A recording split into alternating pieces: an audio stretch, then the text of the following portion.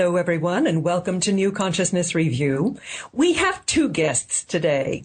Dr. Raymond Moody, author of the classic Life After Life that introduced the phenomenon of the near-death experience to the mainstream, and his longtime friend, David Hinshaw, a seasoned producer and director whose clients include the BBC, A&E, the History Channel, and PBS.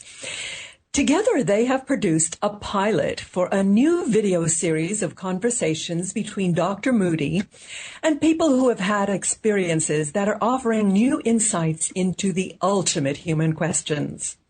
The first film features neurosurgeon Dr. Eben Alexander, author of the runaway bestseller Proof of Heaven, the extraordinary story of Eben's return from being clinically dead for a week.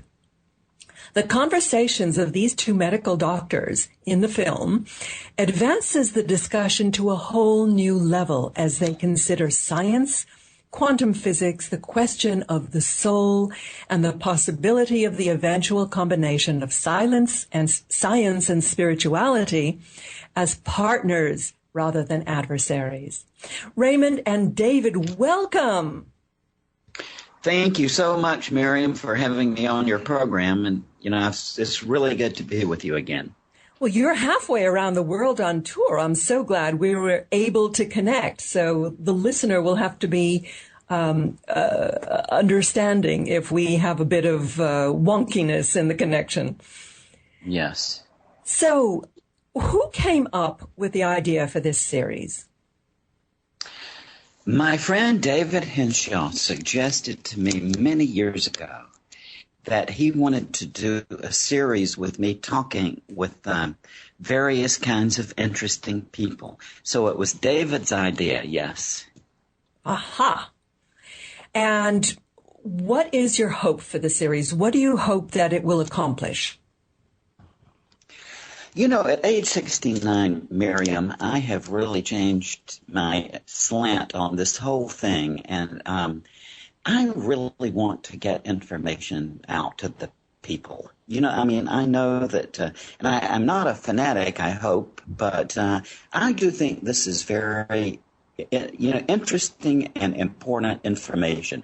I first got interested in the question of life after death as a college first-year student at the University of Virginia, reading Plato and studying Plato, who was very interested, as you may know, in the question of life after death and specifically in near-death experiences.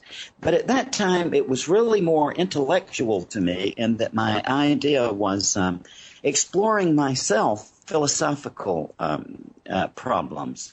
And then as I've aged, now I'm 69, I have a somewhat bigger view. I have two young children myself, 15 and 12, and I'm beginning to understand that they're going to live in a world with others, and that it's very important for me at this phase in my life to try to smooth things out for the young people who are coming along, and also to serve people in my generation. I grew up totally in the world of thinking and philosophy and psychiatry, and these things were of interest to me from the time I was 18 years old. But what I'm seeing now is that there are so many people in my age range who've been through their life, often in business or some pursuit like that, and have focused their attention on the workaday world. And now, as they're entering this period of life, they really feel a sense of urgency about trying to understand this question of what happens to us when we die. And so I think, more than anything else, of being 69 and focusing, as many people do at this age, not on myself anymore, but on the young people and on the whole world, and that as I think of it as a service. Mm-hmm, mm-hmm. Now, you have interviewed so many people over the years who have had these experiences. Is there some kind of common denominator of how they have been changed after the experience? Oh, yes, indeed. And as you know, Miriam, the pattern of near-death experience is the same world over, regardless of people's culture. They tell us that at the point their heart stops beating, they leave their physical bodies and go through a passageway into a light where they meet relatives and friends who've passed away. They see their entire life reviewed in a panorama. And when they come back to this life, there are two major effects. And one, of course, is that this experience completely convinces them that what we call death is just a transition into a different reality. And also they learn from their experience that the most important thing that we can be doing while we're here is to learn how to love. So those two things, I think, are universal among people. They say that the experience makes them lose their fear of death because of their complete conviction that there's an afterlife. And secondly, that what we're here for basically is to learn how to love. Mm. My goodness, if that message could become universal, what a world changer that would be. So this first film in the series, you interviewed Eben Alexander, who I had the pleasure of interviewing as well. Yes. You said that his experience was the most astounding that you've ever heard of in 4 decades of studying this. Why did you feel that way? Well, there are several specific reasons. Number one, his experience is extraordinary, and it is the only one I've ever heard, insofar as I can remember, where he describes the state of existence, which he kind of describes it like a mud or muck. Like an experience where he was mired in mud, as I think he described it, and was not quite into the conscious level yet, as though he were in some sort of waiting zone. Now, the reason that's so fascinating to me is that I knew of that detail not from any other near-death experience person I had ever interviewed, but rather from the literary and philosophical tradition describing these things, because Plato, who actually was a very, very brilliant and insightful person, in his descriptions of the underworld, talked of this very fact that he said there were people in certain parts of the afterlife that seem sort of mired in this mud, and Plato specifically says in something they call, and then he puts it in quotation marks, mud. Mm-hmm. Well, that very same theme is also in the writings of Jean-Paul Sartre, who wrote about this primal sort of heavily inert or inertia-like realm, which he described also. He used the word mud. And that identical theme is also in one of the writings of C.S. Lewis. So I found it so fascinating that this man who's a neurosurgeon and who certainly wasn't, his education was not in the classical domain like mine was, but that nonetheless he describes this experience so beautifully, and I'm astounded that this is again, that I had heard of this too from these great writers and philosophical thinkers. Mm-hmm. Secondly, one reason I find Eben's experience so utterly fascinating is that it enables me to see the process of philosophical transformation in a man whose life had been spent in the practical domain of neurosurgery and had not really spent much time in the philosophical realm trying to think of consciousness and what we call in philosophy the mind-body problem, the problem that probably was first addressed by Pythagoras in about 550 BC, but remains one of the most important philosophical questions, and that's what we call philosophically the mind-body problem.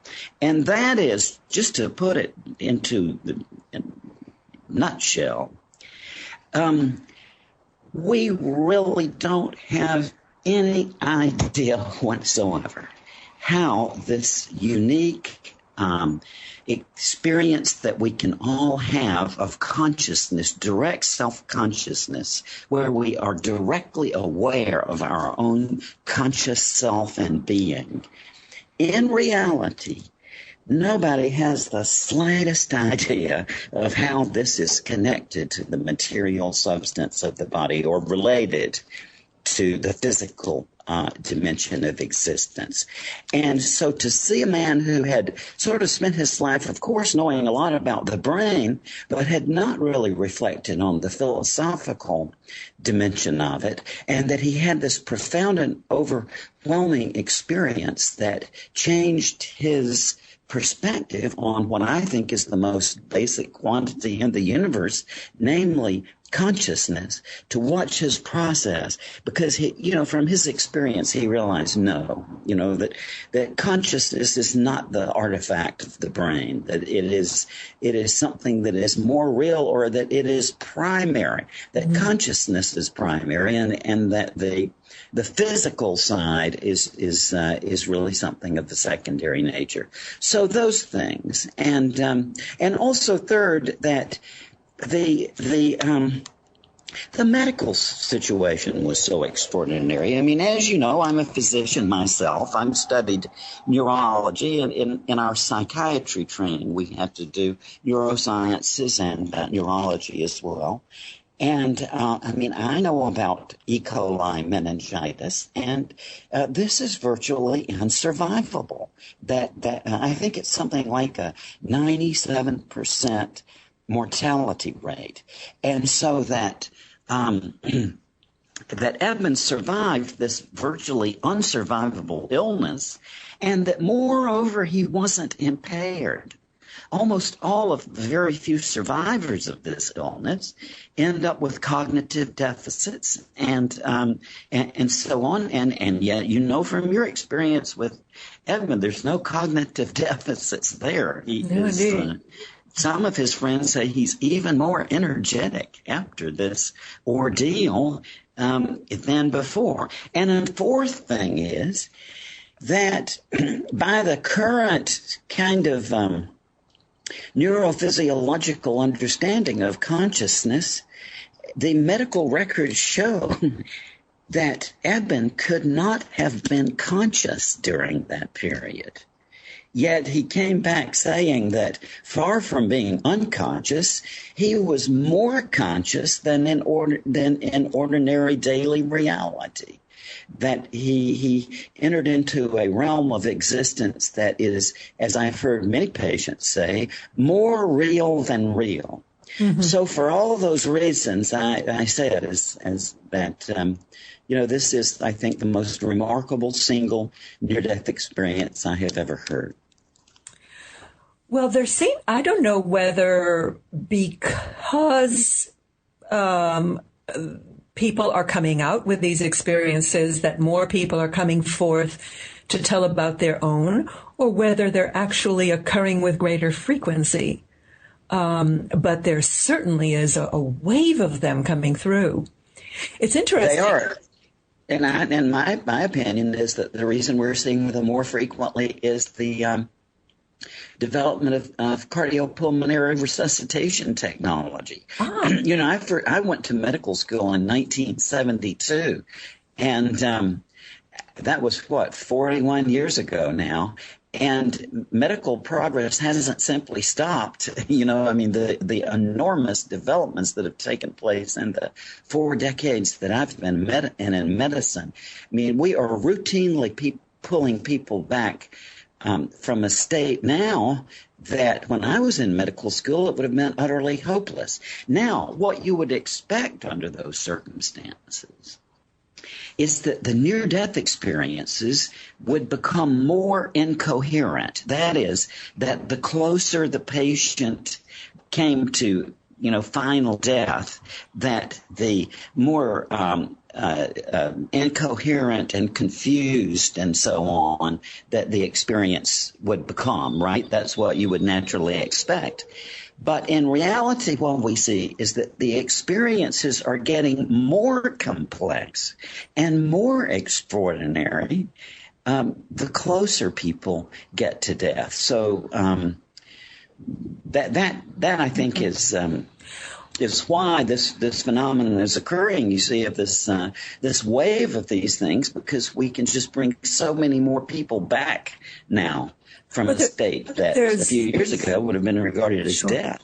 There's another interesting point, which is that another almost universal report is that these people, when they come back, say that they didn't want to come back, but they were told that their work is unfinished. Oh, yes. And so it's like they're sent back to give testimony to this in order to help other people understand the nature of consciousness. Is that... Yes, and that has often been in these reports, even back from the very beginning. Plato, who wrote about an experience like this in his Republic, described the case of a warrior who was believed dead on the battlefield and spontaneously revived to the surprise of his fellow soldiers at the funeral.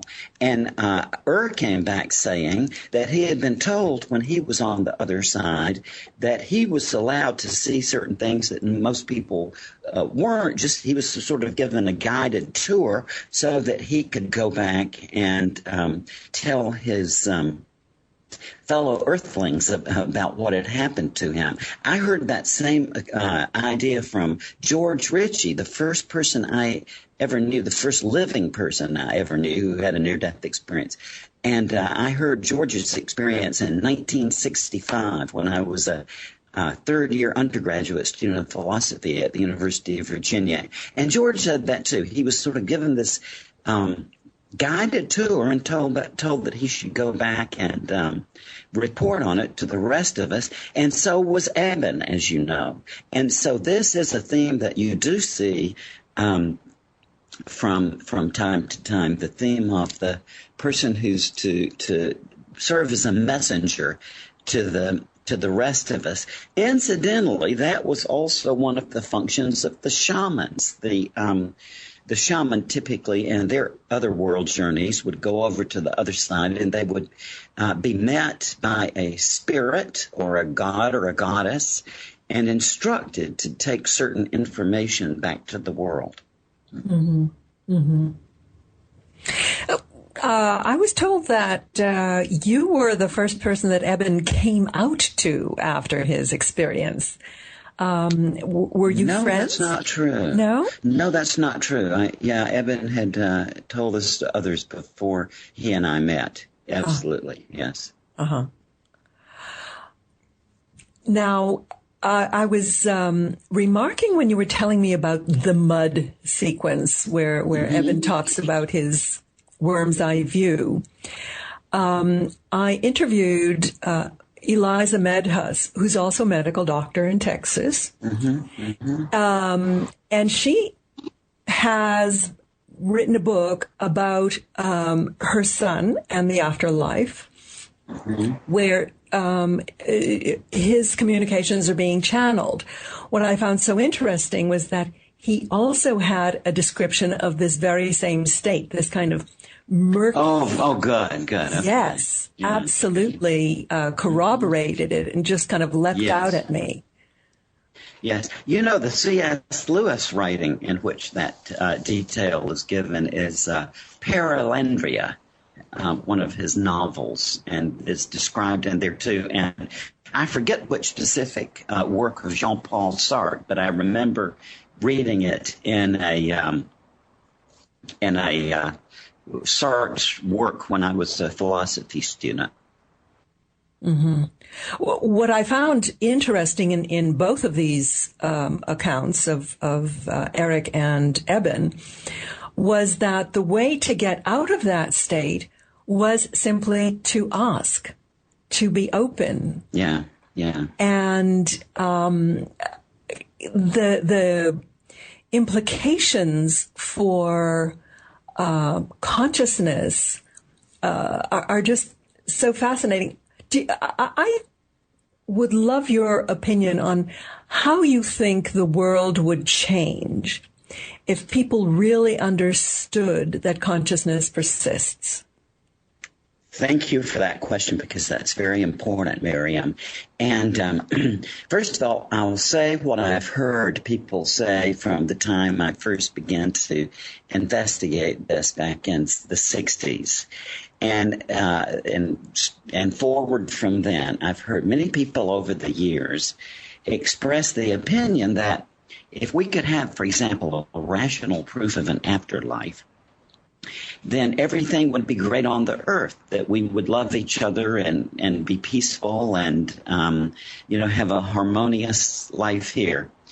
I would certainly wish that were true, but frankly, I don't know whether it is or not. Because, number one, people who have near-death experiences during which they see everything they've ever done in a panorama before them, and that they relive all their actions, not from the perspective they had when they did the action, but rather from the perspective of those with whom they've interacted.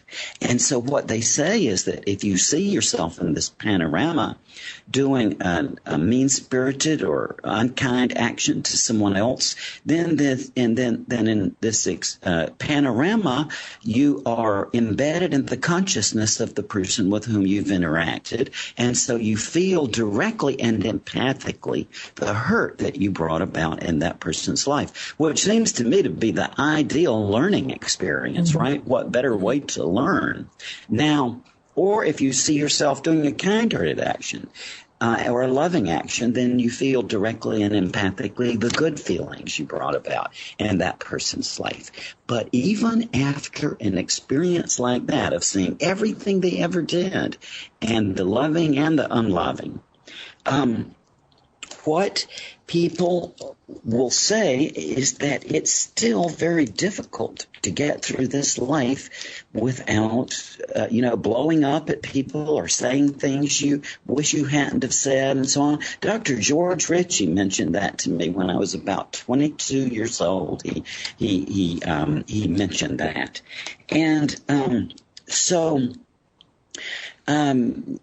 I don't think it would necessarily make people all okay and all harmonious and all better. However, I do know one thing for absolute sure that a rational proof of an afterlife would do, and that's that it would totally change the structure of the human mind.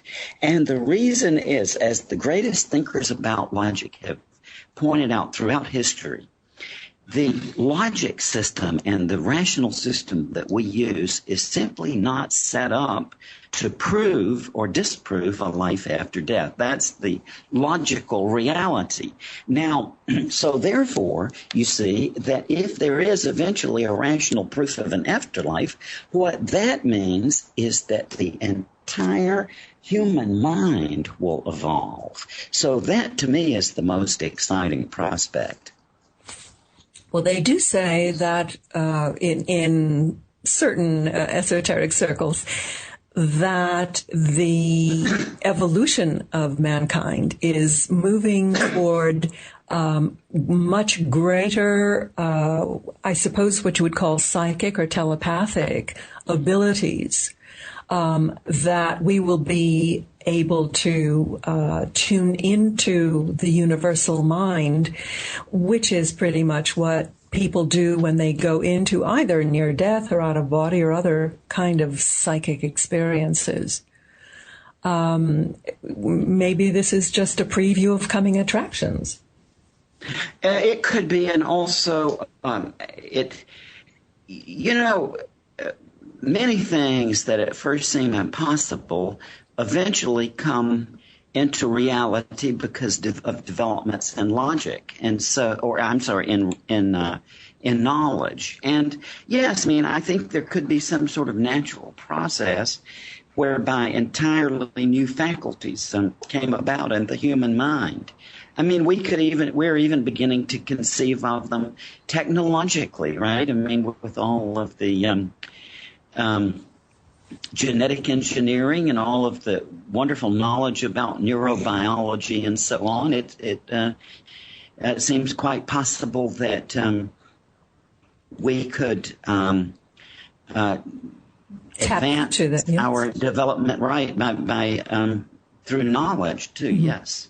Absolutely. Absolutely. In fact, my son-in-law works in that very area of biology and the marriage of biological systems and computer-like calculations.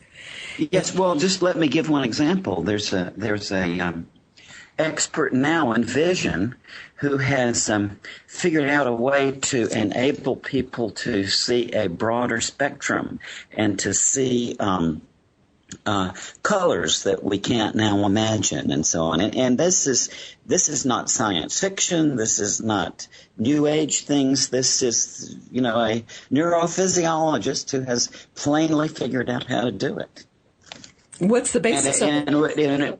It would involve, I can't remember, I read the article in the New Scientist, but basically it would just involve, all these amazing things now like gene transfer and so on. Mm-hmm. And it just, so it's possible, he shows, to be able to eventually develop a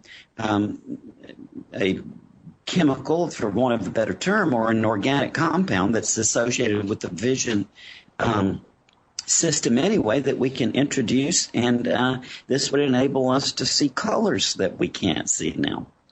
Oh, brave new world. I was just reading about some experiments that were done at the beginning of the millennium of introducing 2 human ova, and 1 sperm to produce, multi-genetic babies.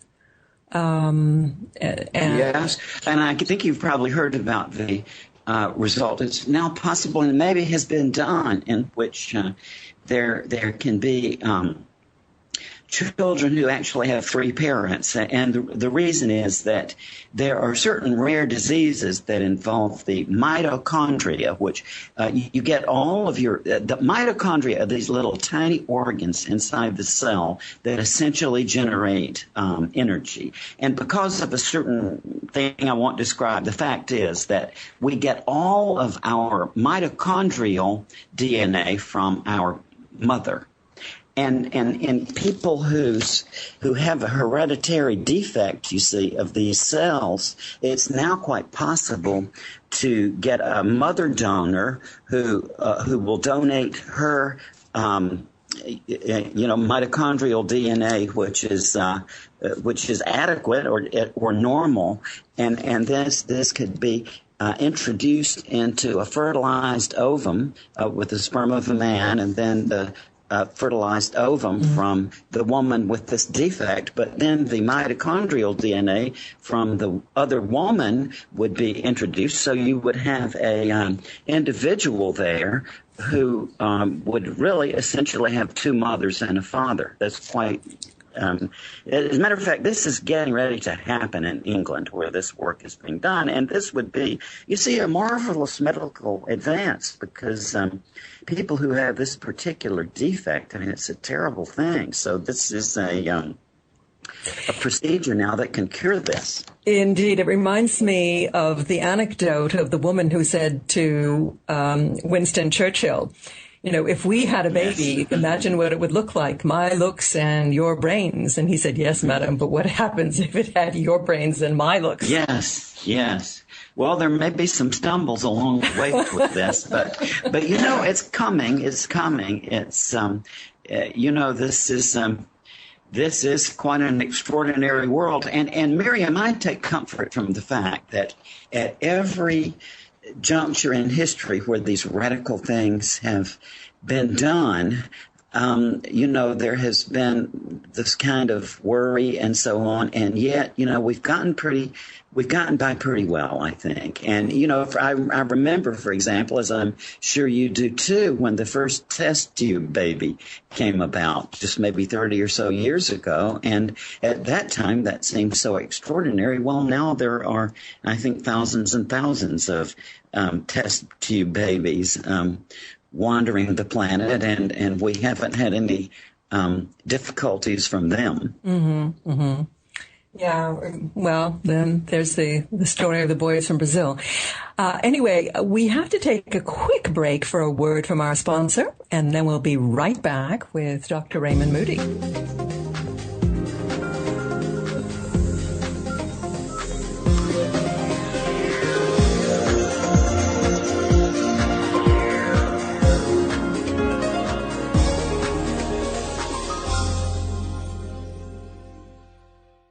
Inspired by the #1 best-selling book, Summer's Path by Scott Bloom, founder of Daily Ohm, Walk-In is an award-winning film that boldly confronts some of life's biggest mysteries. In this emotionally gripping independent film, ailing engineer Don Newport comes face-to-face with his personal destiny when he meets an angel named Robert while on his deathbed. Robert ultimately inhabits Don's previous body while comically grappling with his newfound humanness. A surprise ending leaves viewers with a unique perspective on death and the immortality of the soul. Now available on DVD and VOD at www.walkinthemovie.com.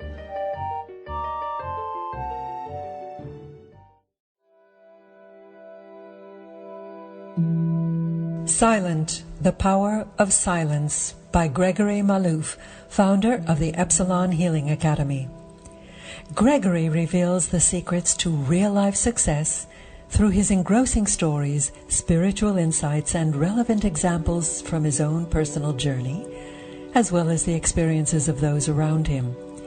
It is these examples and the simple yet highly effective steps that you will easily integrate into your own life that make Silent so remarkable. Silent answers the most commonly asked questions. How can I consciously create the life I desire? How can I overcome limiting beliefs that hold me back? How can I live free from self-doubt, stress, and anxiety? How can I have more authentic, loving relationships, more wealth, and more energy for what's really important? Silent is an overwhelmingly honest account of Malouf's own struggles, from childhood abuse to outstanding success to personal crisis, and finally to complete self-fulfillment.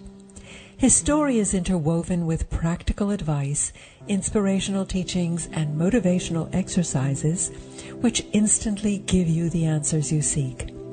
Malouf has made it his mission to help others understand what is holding each of us back from living life to the fullest. Don't wait. Become aware, save what you have, value what is truly important, your innermost desires, and create the life you deserve. Go to www.gregorymalouf.com/silent offer. That's GREGORYMALOUF.com/silent offer. There you'll get more information about Greg and the book Silent, The Power of Silence. You are listening to New Consciousness Review. You can learn more about Miriam Knight's guests by visiting the NCR online showcase of conscious media, where you'll find thousands of spiritual and progressive titles of authors and filmmakers. And now let's get back to Miriam and her guest. And we're back. We're speaking with Dr. Raymond Moody and David Hinshaw. We have to get you in, David, who have created the first in a series of television programs called Conversations with Raymond Moody. And the first one that we're talking about is his interview with Eben Alexander. Getting back to your experiences, your conversations over the decades with these near-death experiencers, there's the concept of the soul school. What is your understanding of what it's all about? Why are we here in the first place? Well, the trouble is that if I just tell you what I have finally reached as my thought on this, I am going to sound to our listeners quite psychotic. But I tell you, at 69 years of age and having worked for some time in a maximum security for the criminally insane with paranoid schizophrenic killers and mass murderers and serial killers, I really don't much mind people calling me insane because, I've seen the real deal. And so this may sound quite psychotic, but in terms of the soul, the question arises, what is it that survives? I have sort of reached this understanding now. I mean, I just have, and I will say by a long process, which I resisted strenuously, but I have in the last year or so come to the realization that it's increasingly silly for me to offer let's see, some of these cases are just so extraordinary that it's any explanation you could formulate rather than just going on to say what seems to be, namely that there is a state of existence out after death, that any other formulation seems rather silly or arbitrary by comparison. And so that raises the question then of, well, there's survival of death, but what is it that survives?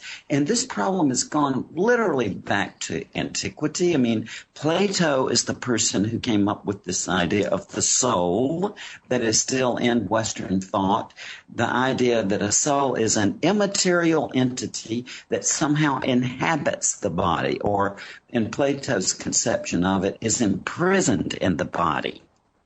But then, the question arises, well, what in the name of God is the soul? I mean, what do you mean by an immaterial substance? Some people over the years have said that just doesn't make any sense. So over the years, philosophers and thinkers have tried to formulate other thoughts of what it is that makes us the unique individual that we are. John Locke, for example, the philosopher who had a lot to do with our Constitution, said that what constitutes our personal identity is our specific memories. But I've got a different take. And, if I ask myself,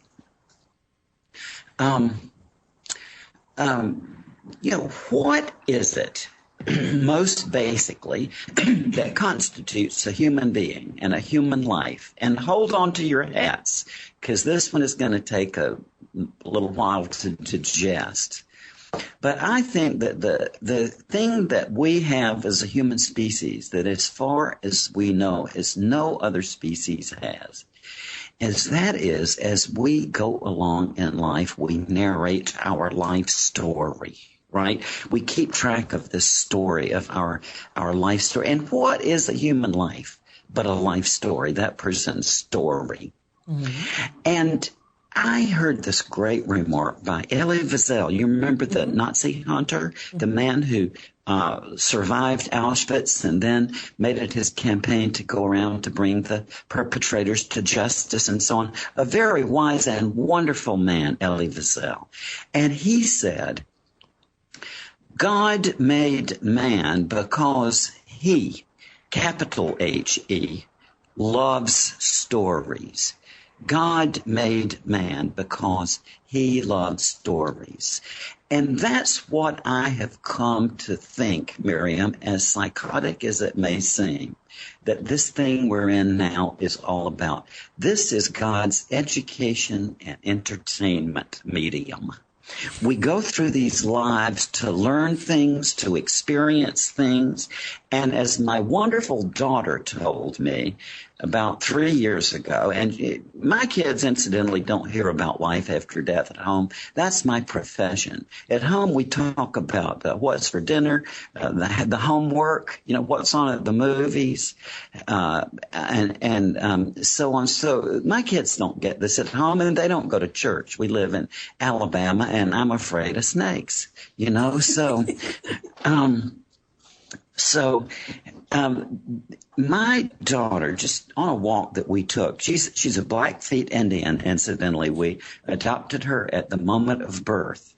And we take these long walks. I guess it's in her to, they were gatherers, so the hunter-gatherers. So her ancestry is of gatherers. She just loves to take long walks. And about 3 years ago, we're sitting on this bridge we like to sit on and talk.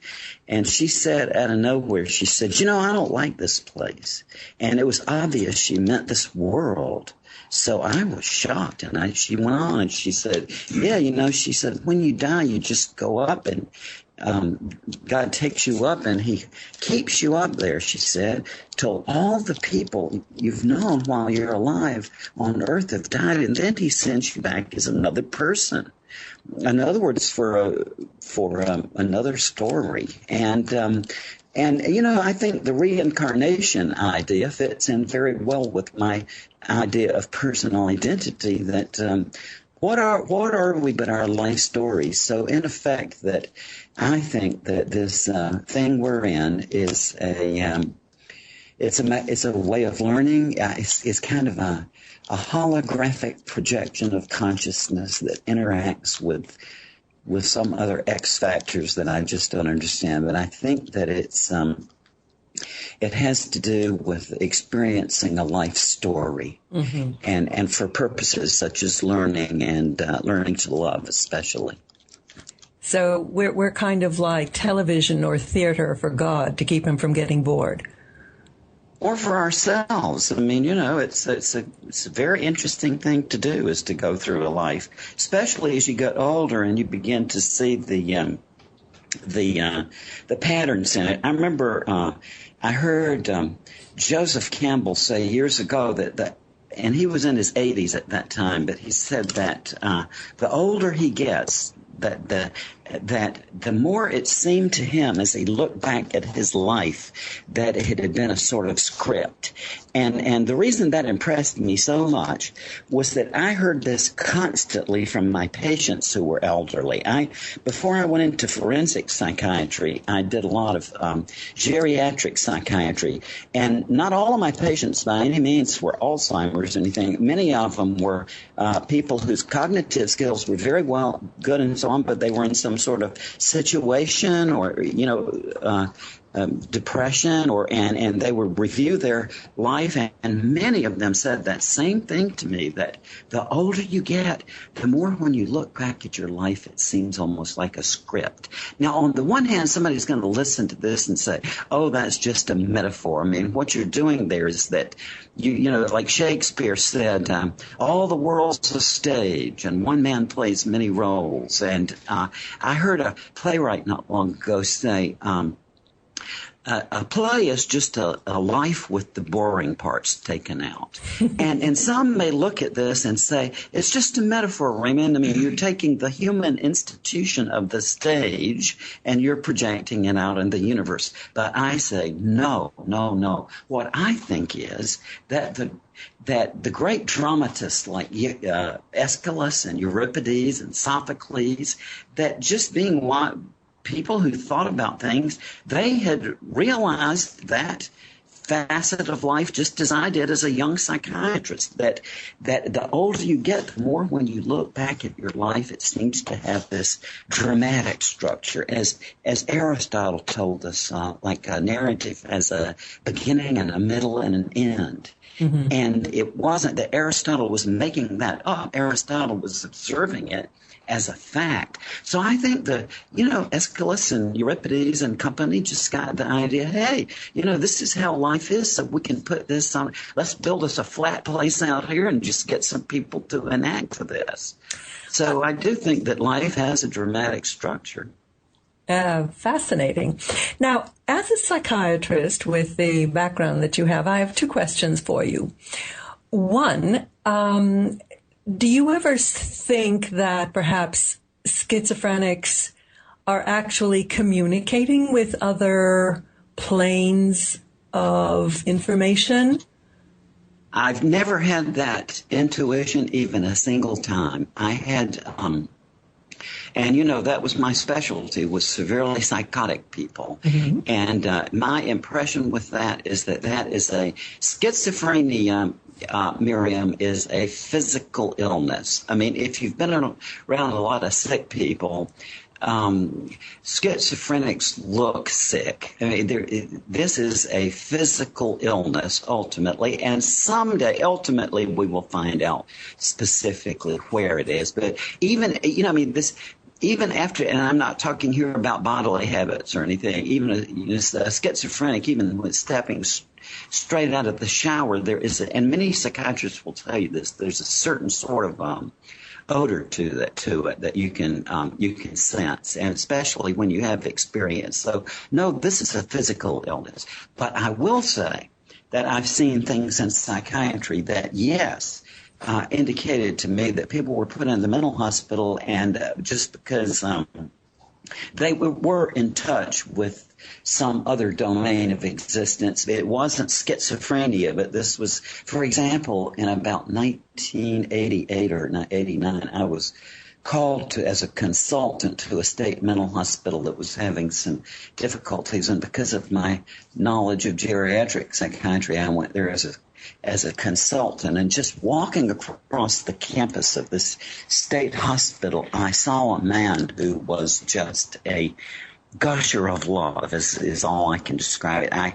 He would just stand there with a big smile on his face and just rattling off this absolute nonsense. It made no sense, but he was just like a gusher of love. And the young woman who was had invited me there as a consultant was walking across the campus with me, and I stopped to watch this just clearly, you know,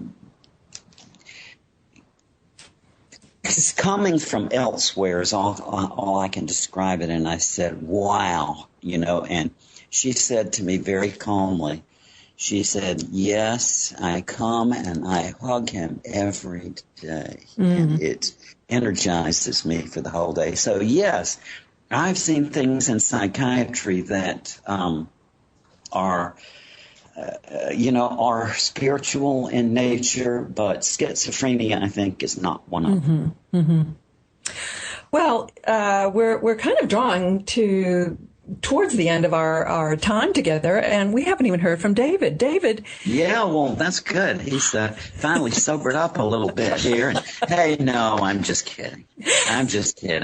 David, so, what do you have in the pipeline? David. Do you have the next film in the series planned?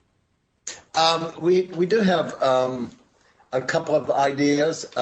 There's an interesting case in Salt Lake City where a man who had a near-death experience, his near-death experience was somewhat shared by the trauma surgeon or the emergency room surgeon who was working on him. And that's Raymond has more details of that, but we're not real anxious to come out with a lot of details, but that's one, and we're always looking for anyone who has. We're interested in not so much the story of a near-death experience, but advancing the understanding of the concept of life beyond this plane or in another realm, or I don't know the right words because I'm not a wordsmith, but so if people have an idea to propose, should they contact you? Please, RaymondMoody.org. There are contact information at RaymondMoody.org. And they can get in touch with us through that. Okay. Okay. Very good. And where will people be able to find this present DVD with Eben Alexander? It's being released by Beyond Words distribution company. They will have it on their webs on October 29th. It will be available on Amazon. It will also be available at raymondmoody.org.